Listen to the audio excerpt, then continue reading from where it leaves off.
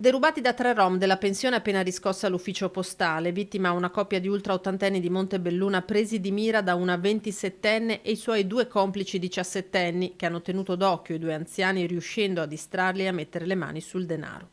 Si tratta di un furto con destrezza sostanzialmente ad opera di questi 3 rom, 2 donne e un ragazzo, una delle donne maggiorenne che il 1° ottobre scorso hanno atteso questi 2 anziani all'interno dell'ufficio postale, dopodiché li hanno seguiti nel parcheggio e distraendoli con una banale scusa si sono appropriate del borsello dell'uomo che conteneva 1.400 euro. I 3 però sono stati identificati, gli anziani avevano capito di chi potesse trattarsi e le telecamere di videosorveglianza hanno fatto il resto.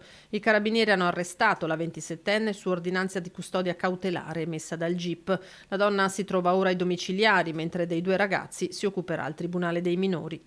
In una vera e propria truffa è invece in corsa una pensionata di 63 anni di Asolo, contattata da 2 marchigiani, un uomo di 25 anni e una donna di 37, che le hanno di fatto svuotato il conto, sottraendole ben 17.000 euro attraverso lo spoofing telefonico.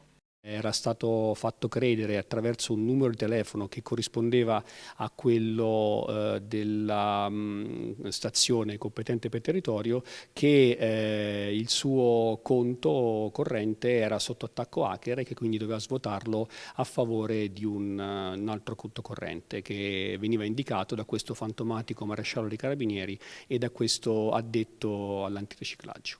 La donna ha eseguito il bonifico consegnando in questo modo tutto il denaro che aveva in conto ai malviventi. I militari di Pieve del Grappa sono riusciti a identificarli e a denunciarli per truffa aggravata. Il 25enne era peraltro già in carcere per reati precedenti.